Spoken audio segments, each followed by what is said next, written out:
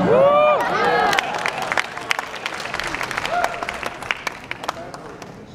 guys are so nice, man.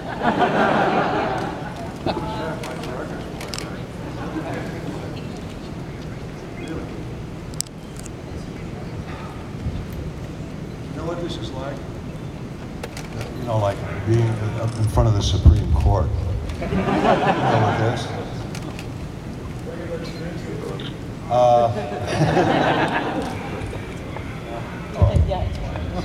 Okay, I surrender. What am I going to do? I didn't build this. Nice to see you guys. I'm glad to be here. Got here last night. You know, all that thunder and lightning and a tornado. We managed to go around it, but it was like, oh man, it was all getting lit up. It was fun. And I'm not a great flyer anyway. It takes, I'm about a Bloody Mary for every 500 miles. Oh, sorry. This is... You guys remember, I just told you a few seconds ago, I'm Monica S. Kubler, managing editor at Rue Morgue. Thank you all for your patience. Are you responsible for that beautiful review of my book? I want to thank somebody. It was a great review, by the way. Obviously, the man sitting beside me needs no introduction at all. And I think you'll be surprised to know, Lance, that about 1/3 of these folks were here in your Q&A last year. Yeah, really. They're back for repeat engagement.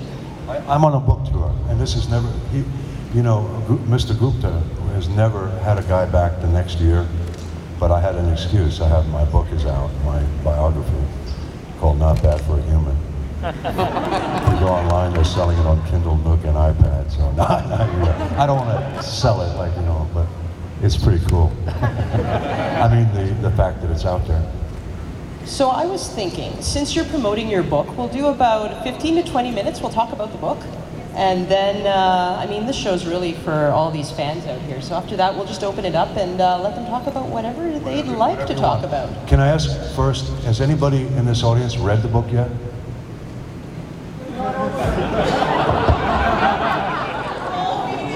Well, you've all got homework now, and you know exactly what that homework is.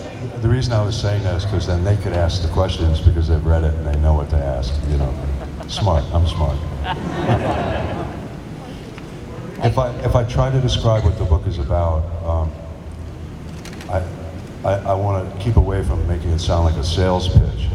But what it really is about is, at a point in my life when I was pretty young, I could have ended up in prison because I got picked up by a guy who had stolen a car, and he asked me to drive, naturally, and a cop chased us, and in our running away from this cop, I rolled the car over a lot of times, and then we both ended up climbing out a different window in the car, and as I ran toward a building, running away from the cops, they were shooting at me, so the building in front of me, the bullets were hitting that building.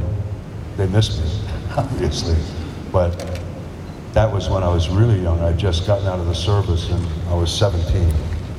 And the miracle, I spent 4 months in jail waiting to go to trial for stealing that car, and I didn't steal it, but I did drive it, but anyway. But the point I'm trying to make is the judge looked at me, and I didn't even shave back when I was 17. He said, I'm not going to send you to Rayford Penitentiary, because if he had, I wouldn't be sitting here now. My life would have been completely changed. They called it driving without the owner's consent. Because fortunate for me, the guy had stolen a Hertz rent-a-car. Very fortunate. But anyway, it's funny about in life how you take one road and this happens, you take another road and something else happens. And fortunately, after 4 months, they said, go home, but don't ever come back to Florida. And I said, you bet, I won't be back. But anyway, my career in acting really came out of my artwork, because I used to paint murals and stuff. I was always obsessed on the visual arts. And then when I got into acting, Is that hard to listen to? Is there like, yeah, there is, isn't it? Can you hear me if I don't use this? No, okay, never mind. But anyway, the point is that there was a road better followed than the one I was on as a rowdy kid. And the arts have given me a life, a real life. I mean, the people I've worked with have been these incredible mentors in all different levels, you know, the talented people that I started working with. So that's what the book is about. It's about becoming, the title is Not Bad for a Human. And I used it because it's the last line of Aliens, but I also used it because it made me more of a human, the arts, and especially acting. So that's my description of the book. I hope it's interesting enough for you to get it.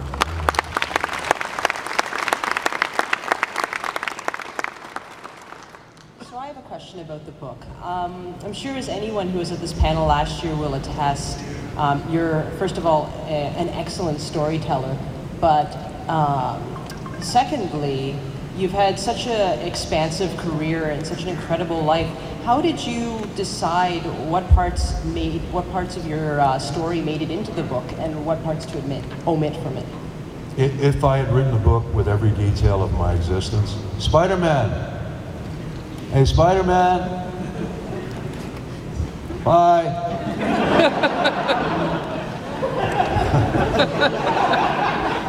The guy has both hands bandaged. It's like, I want to... It's gone. Okay. What was that question? Oh, what goes in the book? Yeah.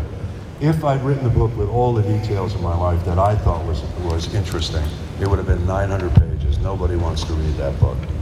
Nobody wants 900 pages of, you know, there are certain epiphanies that happen in your life.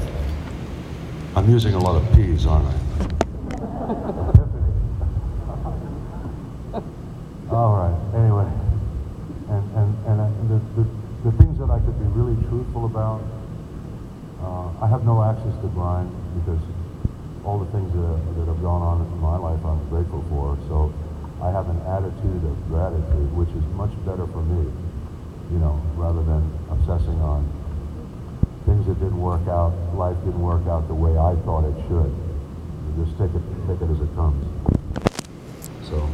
You know, like I'm not in The Girl with the Dragon Tattoo, which I love the books, and I love the movie, the 3 movies that were made. And when I found out they were doing it, I went down there and they said, well, you're not old enough. Oh. I've been rejected for a lot of reasons, but that's not one of them.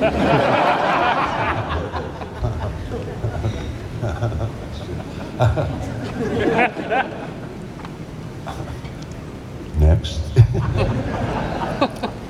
You co-wrote the book with Joseph Madry. How did the two of you split up the writing chores? How did your co-authorship work? It's really wild. I met Joe Madry because he was doing a documentary on an anthology of horror films in America, back from the early silent films all the way to modern. And I didn't know him, but he called my agent and I got to narrate that CD he was putting out. He's a wonderful writer, by the way. And we hit it off. I mean, we talked a lot while I was narrating because I thought some of it should be a little darker and some of it, you know, I mean, we you know, you share the experience. So, and it ended up being really good. And Joe turned out, he said to me, I'm a little embarrassed to tell you this, but I have been a fan for a long time, and would you be interested in doing, you know, a biography? And of course, I said, hey man, it's not over yet, you know, I mean, I'm not ready to do that. And you also don't get a biography too. So if you decide you're going to do it, it better be good. Otherwise, forget it. It's, you know. So he talked me into it, and our deal was that if we get halfway through the book and it's crap, and I can't be honest, and I'm not really doing it, then we just throw it away and never look back.